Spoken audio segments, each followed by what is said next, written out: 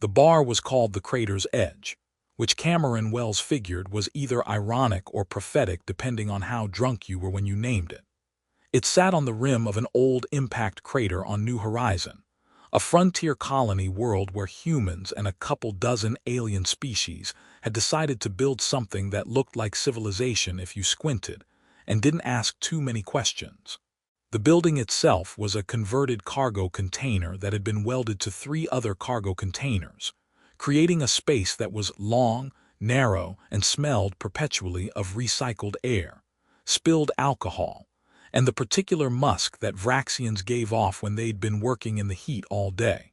Cameron liked it anyway. It was honest about being a dive bar, which was more than you could say about most things on New Horizon. He sat at his usual spot at the end of the bar, nursing a beer that tasted like someone had attempted to brew it in a fuel tank and mostly succeeded, watching the evening crowd filter in. Miners with dust still coating their clothes, traders checking data pads and making deals in quiet corners, a Centauri family celebrating something with enough volume to make up for their small numbers, and one Elthari woman sitting 3 seats down from him, looking wildly out of place in a way that made Cameron immediately curious. She was young, probably early 20s in human equivalent years, with the distinctive long ears that marked her species. Her dark hair was pulled back in a practical ponytail, and she wore travel clothes that had seen better days, a worn jacket over a simple shirt and cargo pants that had been patched at the knees. What caught Cameron's attention wasn't her appearance, though, but the way she was watching everything around her with an intensity that suggested fascination rather than fear. When the bartender, a human woman named Rosa who'd been running this place since before Cameron arrived on New Horizon, set down a drink she'd ordered, the Elthari woman studied it like it was a scientific specimen before taking a careful sip and making an expression of delighted surprise. Cameron found himself smiling. Tourists were rare out here on the frontier. Most people who came to New Horizon were running from something or towards something, and neither type tended to sit in bars looking enchanted by cheap alcohol and ambient noise. He was about to go back to his beer and his own thoughts when the situation at the other end of the bar escalated from background noise to immediate problem. A Vraxian miner, already drunk based on the way his 4 arms were gesturing unsteadily, had moved down the bar toward the Elthari woman and was now leaning into her space, saying something in slurred standard about how pretty she was and whether she wanted company. She was handling it with polite deflection, her posture closed but not panicked, but the Vraxian wasn't taking the hint. One of his hands reached for her arm, and Cameron saw her expression shift from polite to alarmed. He was moving before he consciously decided to, crossing the distance between them with the easy stride of someone who'd broken up bar altercations before. "Hey, buddy," he said, putting himself between the Vraxian and the woman with a friendly smile that didn't reach his eyes. "Rosa's got a special on the Andromeden whiskey tonight. Why don't I buy you a glass and you can tell me about that new vein your crew found in Section 7? Heard it's a real monster." The Vraxian blinked at him with multiple eyes, trying to process the interruption through the alcohol fog. "Was talking to the lady," he managed, his mandibles clicking in a way that might have been threatening if he wasn't swaying on his feet. "I know, and I'm sure she appreciates the attention, but between you and me, I think she's waiting for someone." Cameron kept his voice light, conversational, the tone of someone sharing friendly information rather than issuing a challenge. "And you know how it is when you're waiting for someone and people keep interrupting. Gets awkward. But that whiskey, that's calling your name, friend. I can hear it from here."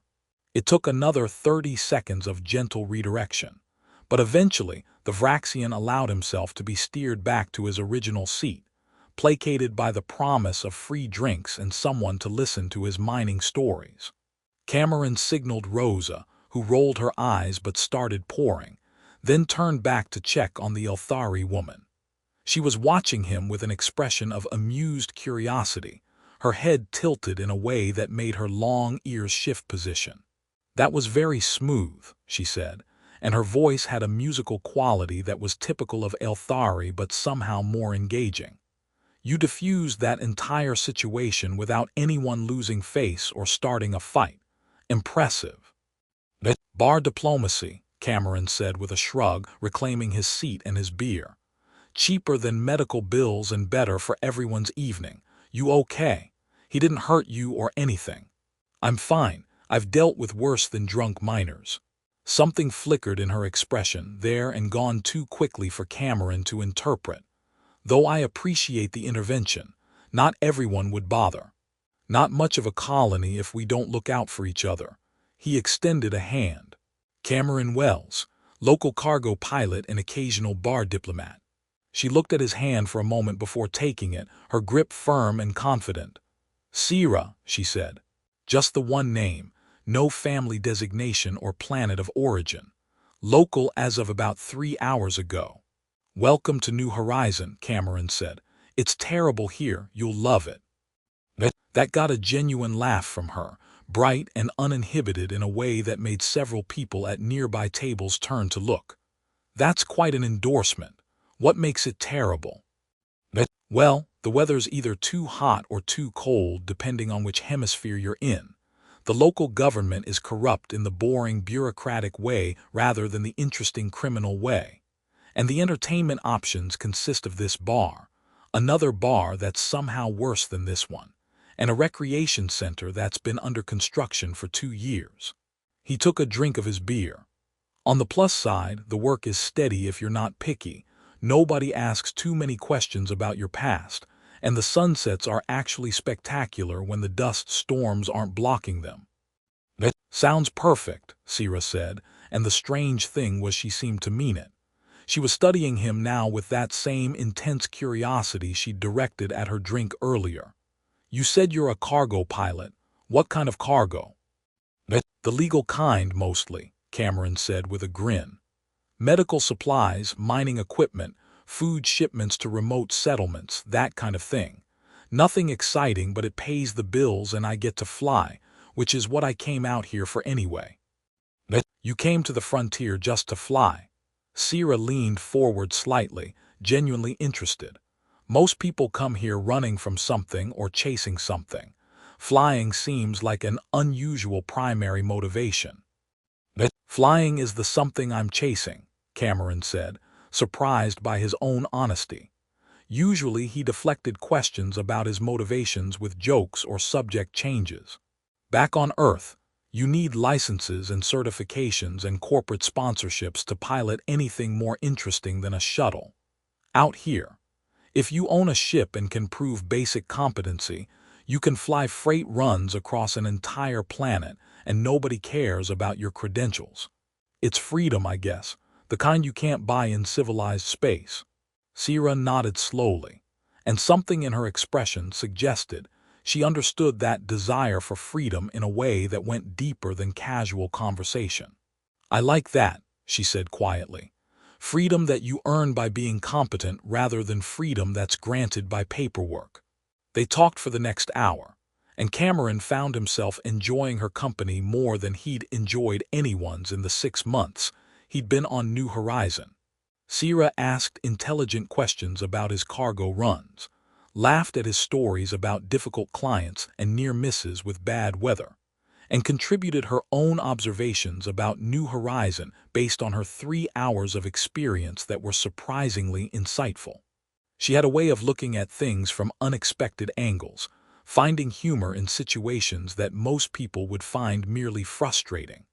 When Rosa called last round, Cameron realized with some surprise that the bar had mostly emptied around them while they'd been talking. Sira noticed too, glancing around with an expression of someone coming out of a pleasant trance.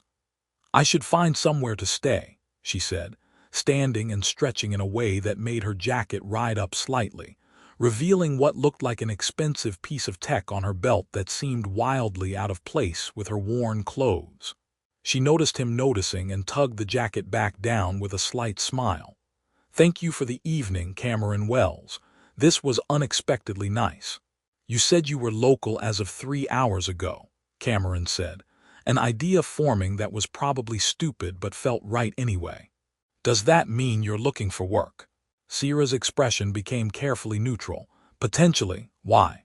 I could use a co-pilot, he heard himself say, despite having no such plans when he'd walked into the bar tonight.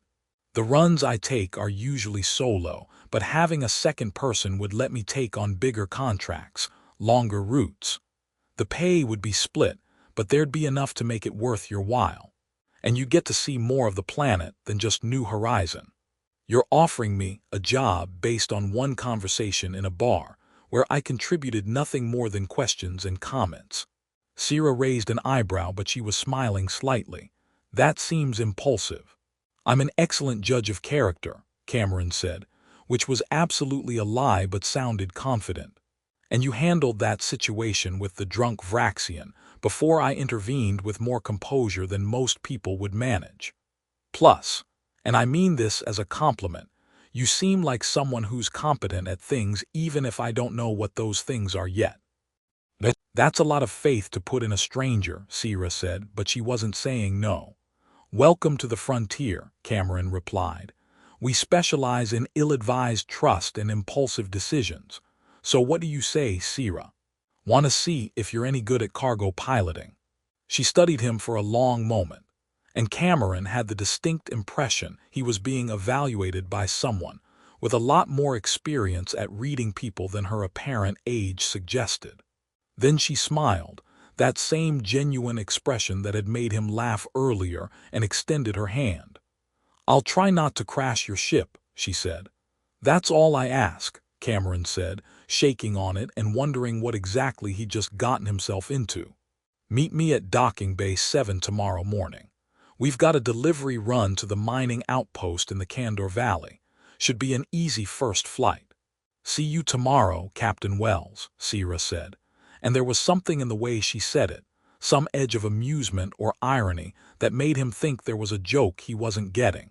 But she was already heading for the door, moving with a grace that seemed almost choreographed, and then she was gone into the night. Rosa came over to collect his empty glass, giving him a look that suggested she'd been watching the whole interaction. That was either the smartest or dumbest thing you've done since you got here, she observed. Probably dumb, Cameron admitted. But she seems interesting, and interesting is in short supply out here. Interesting, Rosa repeated, in a tone that suggested she had opinions about what kind of interesting Sierra might be. Well, it's your ship and your funeral. Try not to end up as a cautionary tale. No promises, Cameron said, dropping payment for his drinks on the bar and heading out into the night.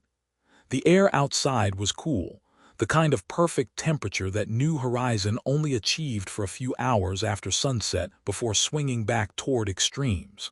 Above him, the colony's lights competed with genuine stars, and in the distance he could see the running lights of ships taking off or landing at the main spaceport. He walked back to his small apartment in the pilot's quarter, a tiny space that was basically a bed, a food processor, and a shower that worked 3 days out of 5 if you were lucky. As he lay down to sleep, he thought about Sierra's laugh, her curious questions, and the way she'd watched everything like she was cataloging details for later analysis.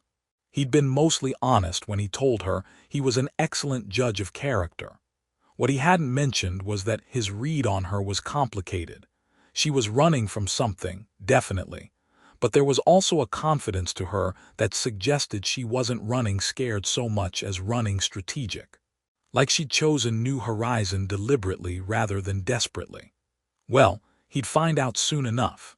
Either she'd show up tomorrow morning and prove to be a decent co-pilot, or she wouldn't show up at all, and he'd have a good story about the mysterious Elthari woman he met in a bar. Either way, it would be more interesting than his life had been yesterday. Cameron closed his eyes and drifted off, already planning the flight path for tomorrow's run, completely unaware that he'd just befriended royalty and set himself on a trajectory that would change his life in ways he couldn't begin to imagine. The next morning came too early and too bright. New Horizon's sun climbing over the crater rim with the kind of aggressive cheerfulness that made Cameron seriously question his life choices. He showed up at Docking Bay 7 with coffee that tasted like recycled despair and low expectations for whether Sira would actually appear. In his experience, people who seemed too good to be true usually had the courtesy to disappear before you invested any real time in them. Sira was already there when he arrived, leaning against the hull of his ship, a beat-up cargo hauler called the Wandering Star that had been old when he bought it, and had only gotten older, studying the vessel with the kind of attention usually reserved for museum pieces or crime scenes. She changed out of yesterday's worn travel clothes into something more practical. Flight suit basics with that same expensive-looking tech device on her belt, her dark hair braided back in a style that would be practical in zero-G. "You showed up," Cameron said, genuinely surprised enough to be honest about it. "You offered me a job," Sira replied, as if this was the most logical sequence of events imaginable. "Why wouldn't I show up? Though I have to say, your ship is even more ancient than I expected. This model is what, 40 years old?" 43, and she's got character, Cameron said defensively, patting the hull with affection. "Every dent tells a story. Every patch is a battle scar. She survived things that would have killed newer ships with their fancy automated systems and structural integrity. Is that your way of saying she breaks down a lot, and you've gotten good at emergency repairs?" Sira asked, but she was smiling. "Exactly that, yes," Cameron admitted, keying open the cargo bay door. "Come on, I'll give you the tour. It'll take about 30 seconds because there's not much to tour." The Wandering Star was a standard light freighter, designed for a crew of 2 but capable of being operated solo in a pinch. The cargo hold took up most of the interior space, currently loaded with crates of mining equipment and medical supplies that needed to get to Candor Valley. The cockpit was up a short ladder, equipped with pilot and co-pilot stations that had been designed with efficiency rather than comfort in mind. Living quarters consisted of 2 bunks that folded out of the wall, a tiny galley, and a bathroom that was technically functional but required a certain amount of faith in the plumbing. Sira took it all in with that same analytical attention she'd given the exterior, running her hands over the control panels in the cockpit with what Cameron recognized as the touch of someone who knew their way around ship systems. "You've modified the navigation computer," she observed. "This isn't standard manufacturer configuration." "I got tired of the original system's idea of optimal routes," Cameron said, surprised that she'd noticed. "Programmed in my own pathfinding algorithms that account for weather patterns and fuel efficiency better than the factory settings. You know ships. I've spent time on them," Sira said evasively, settling into the co-pilot's chair and studying the controls with evident interest. "This is good work on the navigation system. Most pilots wouldn't bother with this level of customization. Most pilots aren't doing frontier cargo runs where efficiency is the difference between profit and losing money on fuel costs," Cameron replied, dropping into the pilot's seat and beginning the pre-flight sequence. "All right, co-pilot Sira, let's see what you know. Tell me what each of these readouts means and what we're looking for in the pre-flight check."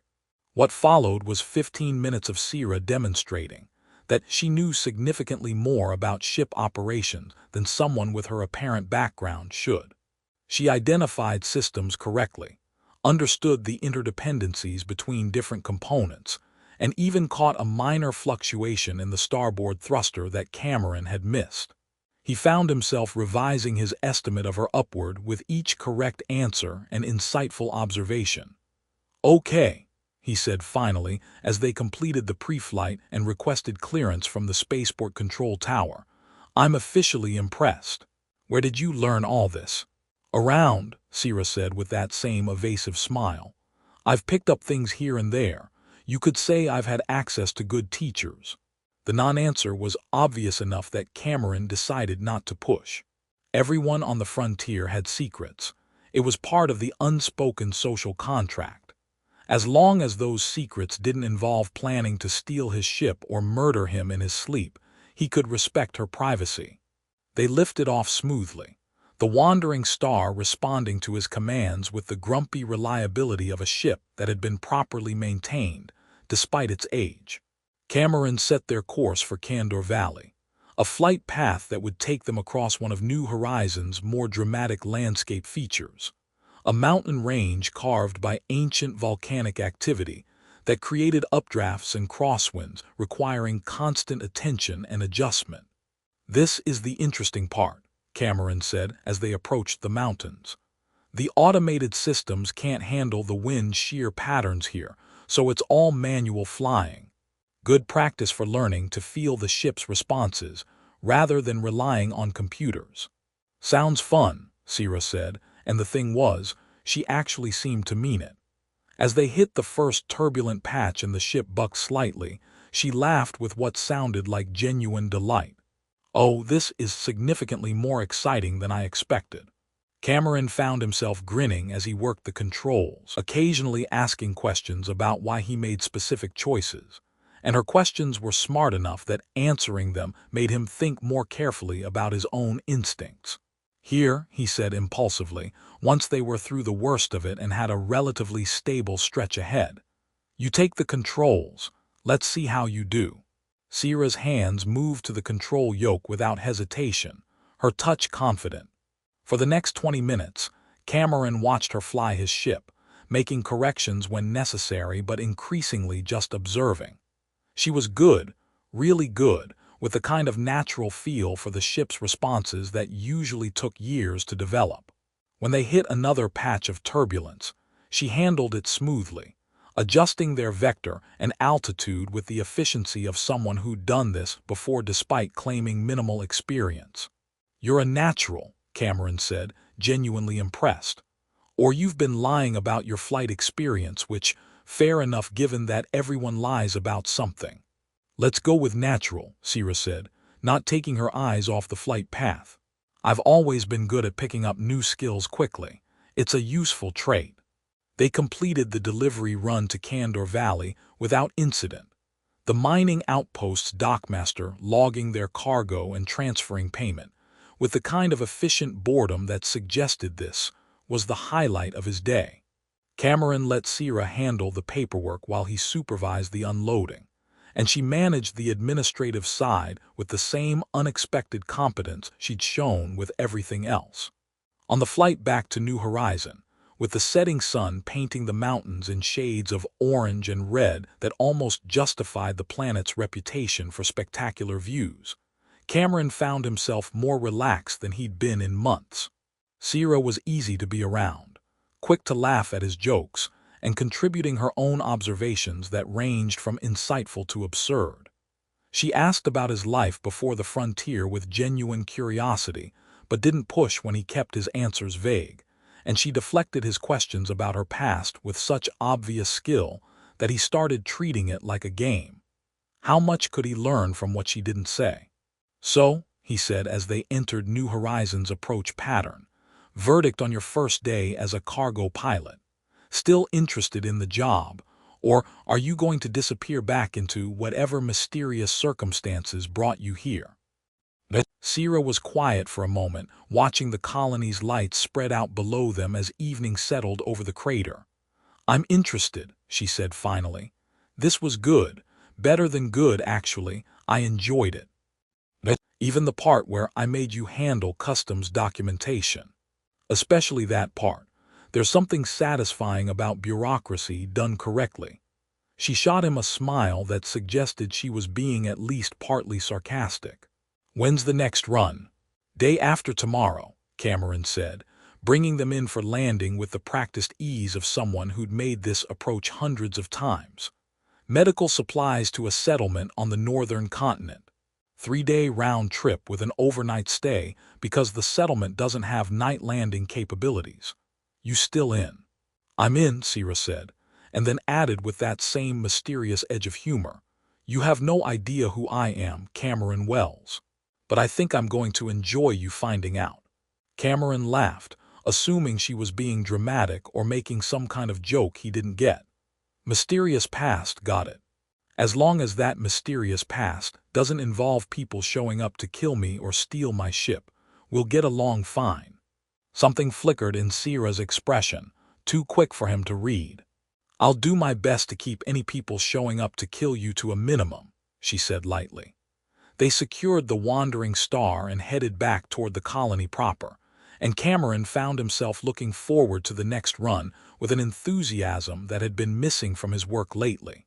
Sierra was good company, a competent pilot, and interesting in ways that made even routine cargo runs feel like small adventures. He had no idea that he'd just hired Galactic royalty.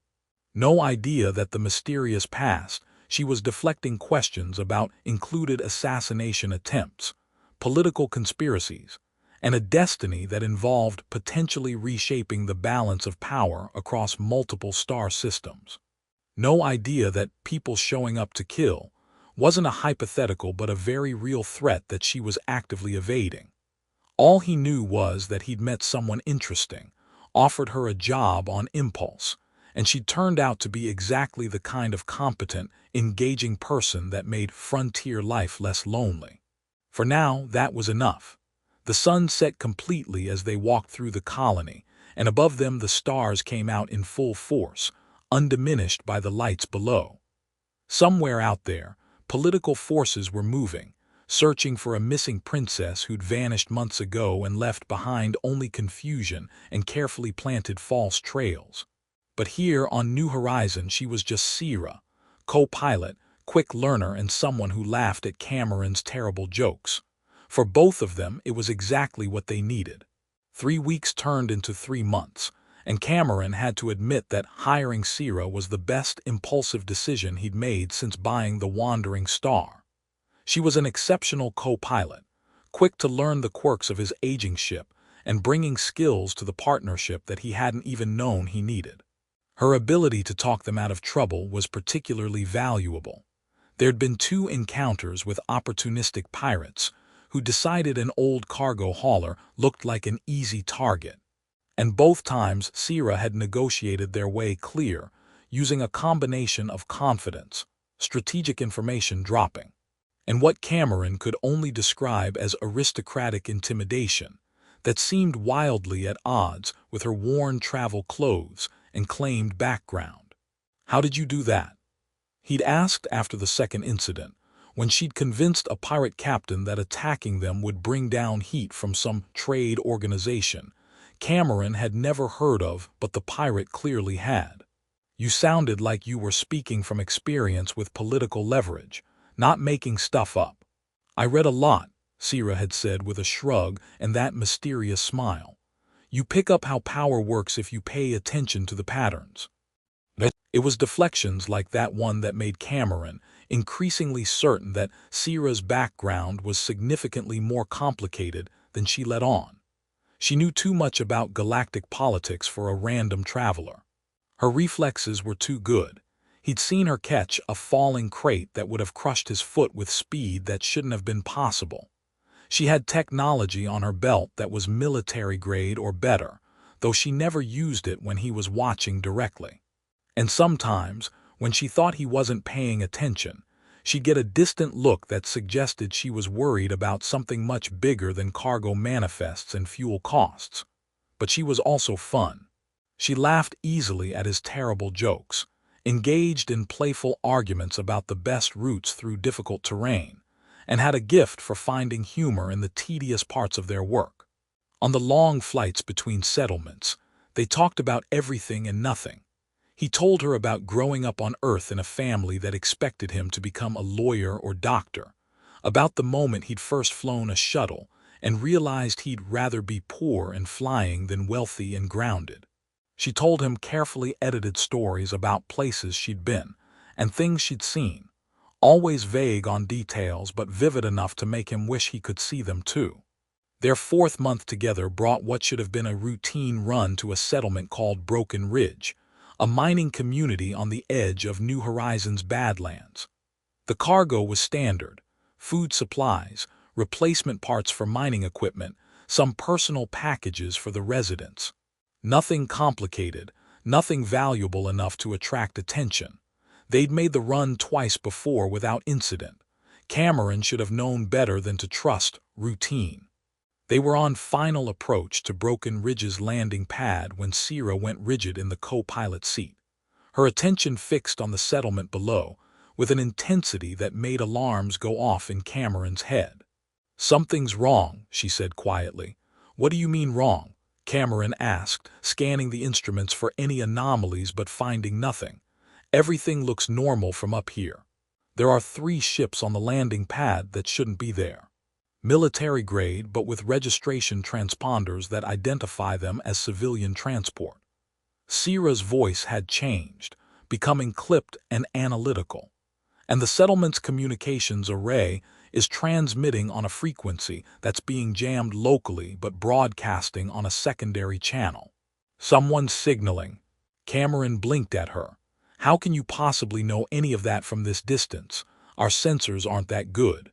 Sierra reached for the tech device on her belt, the one she usually kept hidden, and suddenly the Wandering Stars sensor display lit up with information that definitely wasn't coming from his aging equipment.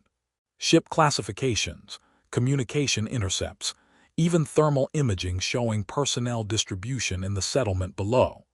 It was military-grade intelligence gathering technology, the kind that shouldn't exist outside of naval vessels. "Sierra," Cameron said carefully, "what exactly is that thing on your belt?" "Something I shouldn't have shown you," she replied, still focused on the data. "Cameron, we need to abort. Those ships below belong to the Kessler Group. They're a mercenary outfit that works for the highest bidder, and right now they're positioned like they're waiting for someone. I think they're waiting for me." "Why would mercenaries be waiting for you?" Cameron asked, even as he began altering their approach vector to look like they were having engine trouble. "Who are you really, Sierra?" She turned to look at him, and her expression was a complicated mix of regret and determination. "I told you weeks ago that you had no idea who I was. I wasn't joking." She took a breath. "We need to land. If we break off now, it'll confirm their suspicions. But when we do, stay behind me and follow my lead. No matter what happens, no matter what you hear, just trust me. Can you do that?" "That's a hell of a thing to ask without an explanation," Cameron said. But he was already committing to the landing because turning back now would be too suspicious and might get them shot down. "Fine, but after we survive whatever this is, you owe me the truth." "If we survive, I'll tell you everything," Sierra promised, and something in her tone suggested she meant it. They touched down on the landing pad, and Cameron barely had time to shut down the engines before the settlement's trading post doors burst open, and armed mercenaries poured out. Not the random thugs he was used to seeing in frontier disputes, but professional soldiers moving with coordinated precision, wearing combat armor that was definitely military surplus and carrying weapons that were decidedly not legal in civilian space. The leader stepped forward as Cameron and Sierra descended the cargo ramp, a tall Centauri with scar tissue covering half his face and the kind of smile that made you check your wallet. "Well, well," he said, his voice carrying across the landing pad with artificial amplification. "Princess Serafina Vasthel, you've been quite difficult to find." Cameron froze mid-step, his brain struggling to process what he just heard. Princess? Sierra was a princess. Sierra was royalty. Sierra was. "Your Highness," the mercenary continued, and every single one of his soldiers snapped to attention in a mockery of military respect. "Your enemies send their regards. They've been very worried about you, running around the frontier pretending to be common trash. It's almost insulting to your bloodline." Sierra, Princess Serafina, stood perfectly still, and Cameron watched her transform in real time. The casual, playful co-pilot he'd been flying with for 3 months vanished, replaced by someone who radiated authority and danger in equal measure. Her posture changed, becoming regal without being stiff. Her expression settled into something cold and calculating that made the mercenary's smile falter slightly. "You have no idea what you've walked into," she said quietly, her voice carrying a weight that made Cameron's instincts scream danger, despite the fact that she wasn't even looking in his direction. "Release my pilot and leave this settlement. Do that, and you might survive the next 10 minutes." The mercenary laughed, a sound without real humor. Big words for someone surrounded by 30 professional soldiers. You may be Royal Guard trained, princess, but you're still one person against. He didn't get to finish the sentence. Sierra moved with speed that shouldn't have been possible, covering the distance between them in a blur. Her hand touched the tech device on her belt, and suddenly she was holding a weapon that Cameron's brain couldn't quite process, some kind of energy blade that hummed with barely contained power. The mercenary leader barely had time to raise his rifle before she disarmed him with casual efficiency and put the blade against his throat. "I gave you a chance," Serafina said softly. "Cameron, get back to the ship." "Not happening," Cameron heard himself say, even as his rational brain screamed that he should absolutely be running back to the ship. He'd grabbed a cargo hook from the hold on instinct, not much of a weapon but better than nothing. "If we're doing this, we're doing it together." Serafina glanced at him, and for just a moment her mask cracked enough to show surprise and something else, gratitude, maybe, or the kind of emotion that came from someone actually having your back when it mattered. Then the moment passed, and she was back to being terrifyingly focused on the threat around them. What happened next was chaos. The mercenaries opened fire, and Serafina moved through their positions like violence made into art, that energy weapon cutting through armor and weapons with equal ease. Cameron stayed behind her like she'd ordered, using his cargo hook to deflect shots and trying not to die while simultaneously being unable to look away from the way she fought. Precise, efficient, and absolutely lethal in a way that spoke of years of training and real combat experience. They were outnumbered and outgunned, and they were losing. Cameron felt something hit his shoulder, a burning impact that sent him stumbling.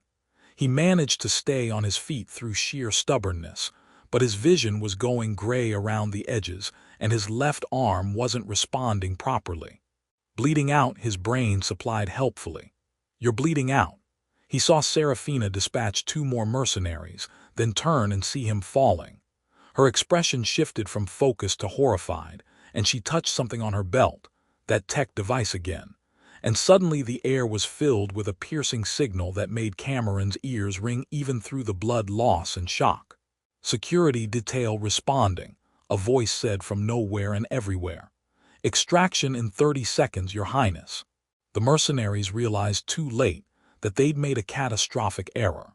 3 Elthari military dropships appeared from nowhere, stealth technology that had kept them hidden until activated.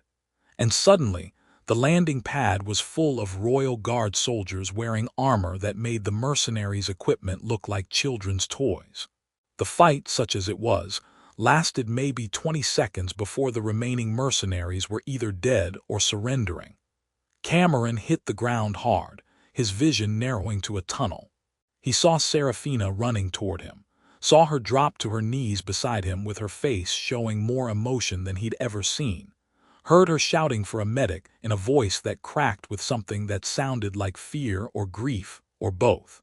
"Stay with me," she was saying, her hands pressing against his shoulder where the wound was bleeding way too much. "Cameron, stay with me.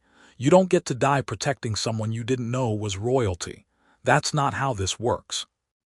"Should have mentioned the princess thing," Cameron managed, his voice coming out weaker than he wanted. "Might have changed my employment negotiations." "You're an idiot," Serafina said, but she was crying, actual tears running down her face. "You're not supposed to take a shot for royalty when you don't even know they're royalty. That's not in your job description." "Read the fine print," Cameron said, and then the gray in his vision turned to black and he was gone. Cameron woke up to white light and the sterile smell of medical equipment, which was both better and worse than he'd expected. Better because it meant he wasn't dead. Worse because it meant he was conscious for whatever came next, and he had a feeling next was going to be complicated in ways that made his previous life look simple by comparison.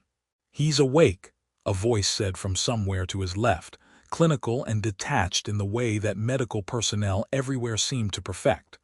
"Vitals are stable. The regenerative treatment took. He'll have full function back in 48 hours." Cameron tried to sit up and immediately regretted it as his shoulder protested with a sharp pain that was significantly less sharp than getting shot, but still unpleasant enough to make him reconsider his life choices. A hand pressed gently on his uninjured shoulder, keeping him down. "Stay still," Serafina said from beside his bed. "You were hit in the shoulder with a pulse weapon. They've used regenerative tech to repair the damage, but you need to let it finish working before you start moving around." Cameron turned his head to look at her, and the sight made his brain stutter. She was still recognizably the person he'd been flying with for 3 months. Same face, same dark eyes, same long ears. But everything else had changed. She wore formal attire now, deep blue with silver accents that screamed royalty, and her hair was arranged in a style that probably had some significant cultural meaning he didn't understand. Behind her, the room was clearly a medical bay, but not the kind you'd find on a frontier colony. This was high-tech, military-grade, the kind of facility that could probably regrow entire limbs if necessary. "Where am I?" he asked, his voice coming out rougher than he'd like. "My ship," Serafina said, and there was weight to the words. "The Stormbreaker, Elthari Royal Cruiser. We extracted you from Broken Ridge immediately after the engagement. You've been unconscious for 18 hours while the medical team worked on you." "Your ship," Cameron repeated, trying to process. "The Royal Cruiser, because you're a princess. Princess Serafina Vasthel, heir to the Elthari throne and first in line of succession," Serafina confirmed, and her voice was carefully neutral. "I should have told you sooner. I wanted to tell you. But the longer I waited, the harder it became to find the right moment." Cameron laughed, which hurt his shoulder but felt necessary anyway. "Yeah, I can see how, by the way, I'm galactic royalty, is a tough thing to work into casual conversation. Is that what you meant when you said I had no idea who you were?" "Essentially, yes." Serafina's expression was complicated, something between apologetic and defensive. "I've been in hiding for 4 months, Cameron. There was an assassination attempt on Aelth Prime, orchestrated by political rivals who want to prevent my succession. I discovered evidence of a broader conspiracy within my own government, people who want to use my death as an excuse to justify a war that would be disastrous for everyone involved. So I ran. I gathered what evidence I could, dismissed my security detail so they wouldn't be implicated, and went to ground on the most remote frontier world I could find." "New Horizon," Cameron said, understanding clicking into place. "You picked it because nobody would think to look for royalty in a dive bar on the edge of civilized space." "Exactly. I planned to hide for a few months, make contact with allies I could trust, build a case strong enough to expose the conspiracy and challenge it publicly." She looked down at her hands. "What I didn't plan on was meeting someone who treated me like a person instead of a princess. Someone who made me laugh and taught me to fly a cargo hauler and never once cared about my bloodline or status because he didn't know about it." That's someone being me," Cameron said. "That's someone being you." Serafina met his eyes, and there was vulnerability there that made her look more like the Sira he'd known than the princess sitting beside him. "Cameron, what you gave me these past 3 months was freedom. Real freedom, not the kind that comes with royal privilege and bodyguards and protocols. You treated me as an equal, made decisions with me instead of for me, trusted me to carry my own weight. Do you have any idea how rare that is for someone in my position?" "I just treated you like a co-pilot," Cameron said. "It's not that complicated." "It is that complicated," Serafina insisted, her voice gaining intensity. "My entire life has been spent with people who see my title before they see me, who make decisions based on politics and protocol rather than genuine connection. You offered me a job based on one conversation in a bar. You trusted me with your ship on the second day we knew each other. You took a shot protecting me from mercenaries without hesitating, even though you had no idea who I was or why anyone would want to capture me." "Well, when you put it like that, I sound either very trusting or very stupid," Cameron admitted. Probably some of both. You're not stupid, Serafina said firmly. You're kind, there's a difference. She stood, pacing to the window of the medical bay, and Cameron could see stars wheeling slowly beyond. They were in orbit around New Horizon. He realized, far enough up that the planet below looked small and distant. My advisors are arguing about what to do with you. You're a security risk now that you know who I am and have seen classified technology and military operations. The standard protocol would be to detain you, possibly alter your memories of the past few months, ensure you can't compromise my safety or reveal my location. That sounds ominous, Cameron said, his shoulder throbbing in time with his heartbeat as adrenaline spiked through his system. What do you want to do?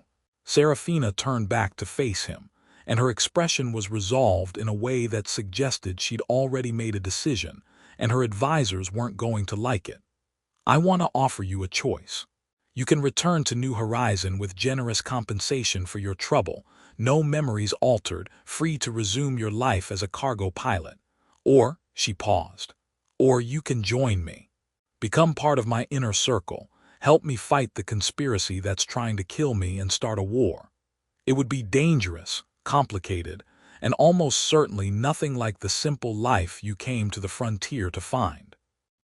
That's a hell of a choice, Cameron said quietly. I know, and I know I have no right to ask it of you after lying about who I was for 3 months. Serafina moved back to his bedside, her posture still regal but her expression open and honest in a way that reminded him of Sira laughing at his terrible jokes. But I'm asking anyway, because these past 3 months have been the best of my life, Cameron. Flying with you, learning from you, being treated like a person instead of a political asset. I don't want to lose that. I don't want to lose you, even if it's selfish to say that. Cameron looked at her, at Princess Serafina Vasthel, heir to a throne he couldn't imagine, someone whose decisions probably affected. It was real, Serafina said immediately, intensely. That was the most real I've been in years, maybe ever. I wasn't pretending to enjoy your company or to find cargo piloting interesting. I was just pretending I wasn't royalty while I did it. Then I guess my answer is yes, Cameron said, making the decision without really thinking about it because thinking would make him reconsider, and he didn't want to reconsider. I'm in. Though fair warning, I have no idea how to navigate royal politics or military operations.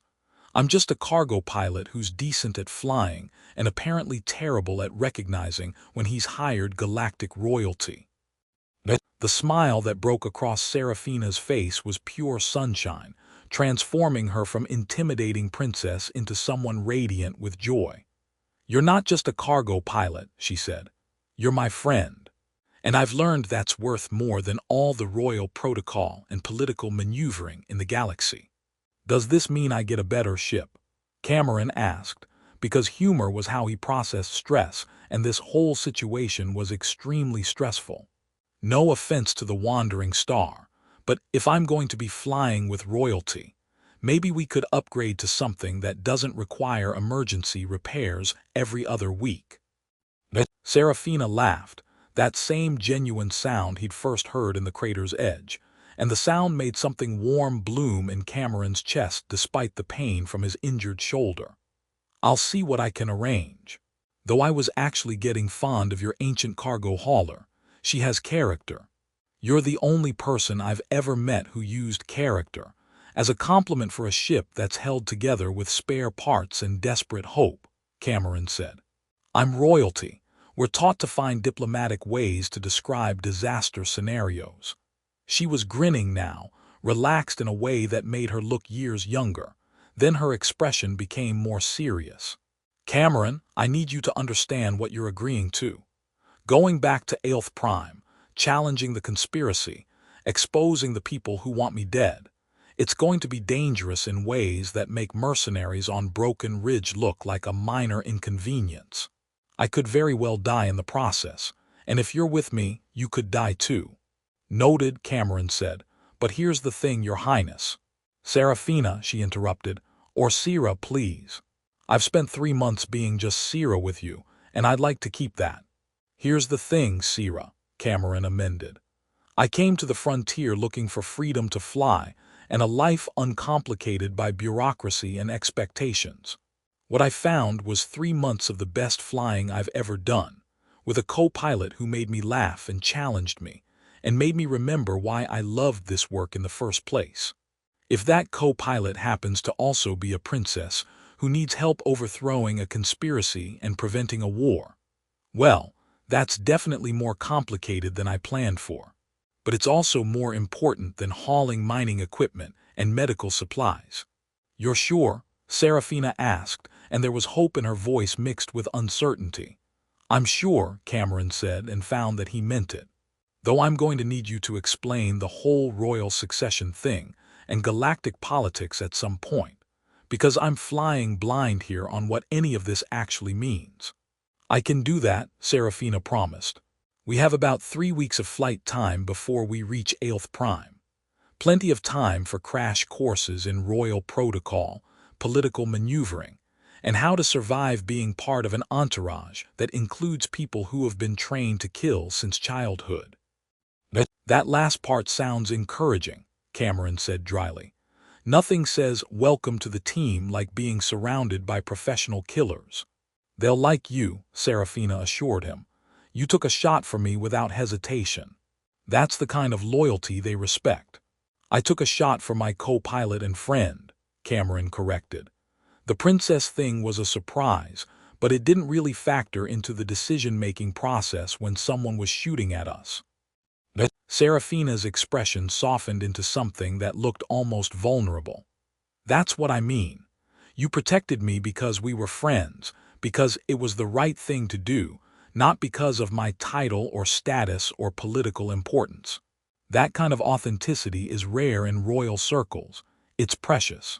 Cameron thought about that, about the weight she must carry knowing that most relationships in her life were probably influenced or defined by her position, about how isolating it must be to never be certain if people genuinely cared about you or just about what you represented, about how those 3 months on New Horizon, pretending to be a regular traveler learning to fly cargo runs, must have felt like a vacation from that burden. Well, he said finally, I'm still going to expect equal shares on any cargo runs we do, princess or not. And I reserve the right to make fun of your landing approach when it's terrible, regardless of your royal status. Noted, Serafina said, grinning. And I reserve the right to point out when your navigation shortcuts are actually longer routes, cargo pilot. That happened 1 time. 3 times, Serafina corrected. I was keeping count. They bickered about it good-naturedly while the medical staff finished their checks on Cameron's shoulder. And somewhere in the middle of the argument about whether his route through the Kandor Valley had actually saved them time or just made the flight more exciting, Cameron realized that this, right here, this easy friendship and teasing familiarity, was exactly why he'd said yes to joining her. The title and politics and conspiracy might be complicated and dangerous, but the person underneath all of that was still Sira, still his friend, still someone worth standing with. The door to the medical bay opened, and a tall Elthari man in military dress uniform stepped through, his expression severe in a way that suggested he had opinions about the situation, and none of them were positive. Your Highness, he said, his tone formal and clipped. The council is assembled. They're waiting to debrief you on the Broken Ridge incident and discuss security protocols going forward. Serafina's entire demeanor shifted, becoming more controlled and regal. Understood, Commander Thrace. I'll be there shortly. She looked back at Cameron. I have to go deal with my advisors and convince them not to lock you in a nice comfortable cell for your own protection and everyone else's peace of mind. Can you manage without me for a few hours? I'll try not to cause any diplomatic incidents while you're gone, Cameron promised, though no guarantees. That's what I like about you, Serafina said, squeezing his hand once before standing and smoothing her formal attire. You're honest about your limitations. She walked toward the door, every inch the princess now, her posture perfect and her expression composed. But just before she exited, She glanced back at Cameron and smiled, quick and genuine, the same smile she'd given him 100 times during their cargo runs together. Then she was gone, and Cameron was left alone in the medical bay with his thoughts and a shoulder that ached in time with his heartbeat. He looked out the viewport at New Horizon below, the planet where he'd gone to find simple freedom and ended up befriending royalty. The wandering star was down there somewhere, docked at Bay 7, probably wondering where her pilot had gone. His tiny apartment with the shower that worked 3 days out of 5. The crater's edge, where Rosa was probably telling stories about the cargo pilot who'd hired a mysterious woman and then disappeared for 3 months. That life felt distant now, like something from a previous existence. Cameron had the distinct feeling that nothing would ever be that simple again. But as he thought about Serafina, Sira, arguing with her advisors on his behalf, about the way she'd cried when he'd been shot, about the 3 months of genuine friendship they'd built based on nothing more than enjoying each other's company, he found he didn't regret the complication. He'd come to the frontier looking for freedom. What he'd found was something better: purpose, friendship, and a reason to be more than just a cargo pilot trying to avoid his past. Even if that reason came with royal politics, assassination attempts, and a future that was definitely going to be significantly more dangerous than hauling mining equipment. "Well," he said aloud to the empty medical bay, "this is either the best or worst decision I've ever made. Guess I'll find out which." Outside the viewport, stars wheeled in their ancient patterns, indifferent to human concerns or royal conspiracies. Somewhere on that vast ship, Serafina was arguing for his freedom and his place at her side. And Cameron Wells, cargo pilot turned royal confidant, settled back against his hospital bed and tried not to think too hard about what he'd just agreed to. He failed spectacularly at that, but at least his shoulder was healing well. Small mercies.